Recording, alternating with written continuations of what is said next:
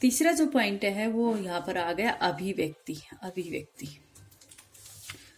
तो तीसरा जो शिक्षण उद्देश्य है आपका वो अभिव्यक्ति है। और अभिव्यक्ति में आपके दो पॉइंट आएंगे, जैसे पहला है मौखिक अभिव्यक्ति और दूसरा है लिखित अभिव्यक्ति। तो मौखिक अभिव्यक्ति में क्या लिखोगे इसके सामने कि विद्यार्थी भक्ति पदावली के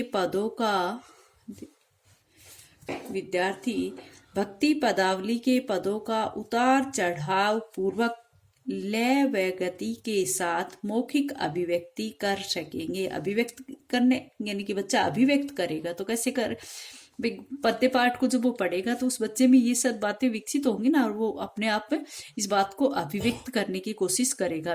पूरी तरह से लय और गति के साथ मौखिक अभिव्यक्ति कर सकेंगे। मौखिक अभिव्यक्ति होगी कि विद्यार्थी भक्ति पदावली के पदों का उतार चढ़ाव पूर्वक लय व गति के साथ मौखिक अभिव्यक्ति कर सकेंगे। फिर नेक्स्ट है लिखित अभिव्यक्ति। लिखित अभिव्यक्ति का ही एक मौखिक अगर एक लिखित में, दो तरह से ही तो देता है बच्चा अभिव्यक्ति। तो लिखित में क्या आएगा कि विद्यार्थी व्याकरण सम्मत कविता का मूल भावार्थ मिलाकर लिखित अभिव्यक्ति कर सकेंगे। विद्यार्थी लिखित में कैसे करेगा कि उस व्याकरण सम्मत जो कविता है उसमें शुद्ध अशुद्ध का ध्यान रखते हुए कविता का मूल भावार्थ जो है वो मिलाकर लिखित अभिव्यक्ति कर सकेंगे। जब उनको भावार्थ लिखने के लिए अध्यापक कहेगा तो इस तरह से अभिव्यक्ति देगा, लिखित रूप में देगा। ठीक है। और चौथा जो इसमें शिक्षण उद्देश्य है वो है रसानुभूति। रसानुभूति अभिव्यक्ति हो गया, पहला ज्ञानात्मक, दूसरा अर्थग्रहण, तीसरा अभिव्यक्ति और चौथा है रसानुभूति। इसमें एक दो शिक्षण उद्देश्य मैंने कटवा दिए थे क्योंकि बहुत बड़ी पाठ योजना बन जाती है, इसलिए मैंने इसमें एक कम करवा दिया था। ठीक है। तो चौथा जो है वो शिक्षण उद्देश्य है रसानुभूति। तो रसानुभूति के सामने क्या लिखोगे कि विद्यार्थी प्रस्तुत कविता के माध्यम से रुचि ले सकेंगे। प्रस्तुत कविता के माध्यम से रुचि ले सकेंगे। भाई जो कविता उन्होंने पढ़ ली तो इतनी रसानुभूति का मतलब क्या है कि वो उसमें से रस का अनुभव कैसे कर रहे हैं कि उस कविता को पढ़ने में वो रुचि ले रहे हैं। ठीक है। विद्यार्थी शिक्षाप्रद कविताओं को कंठस्थ करने की अभिवृत्ति विकसित कर सकेंगे। देखिए रसानुभूति में अभिवृत्ति आ गई। ठीक है।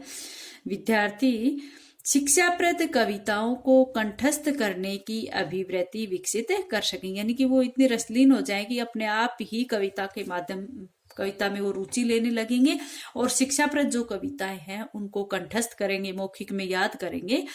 ये अभिवृत्ति उनके अंदर विकसित होगी।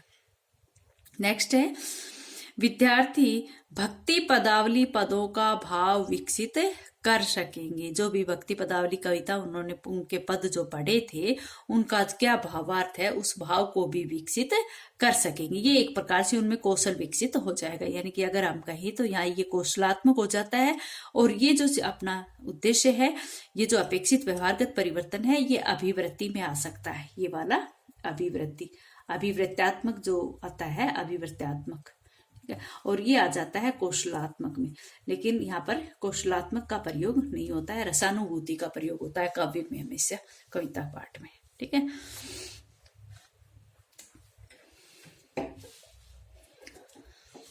अब उसके बाद फिर वही उसी तरह से अपनी पाठ योजना शुरू होती। जैसे इसके बाद आपने शिक्षण उद्देश्य और अपेक्षित व्यवहारगत परिवर्तन कर लिए हैं तो उसके बाद आ जाएगा विधि प्रविधि। विधि प्रविधि में वही व्याख्या विधि है। व्याख्या तो करनी पड़ती कविता की, तो व्याख्या विधि है। प्रश्नोत्तर विधि, प्रश्नों का तो प्रयोग बार बार आप करोगे इसमें। ठीक है। सहायक सामग्री क्या है, चौक है, लपेट फलक है, झाड़न है, पाठ्य पुस्तक।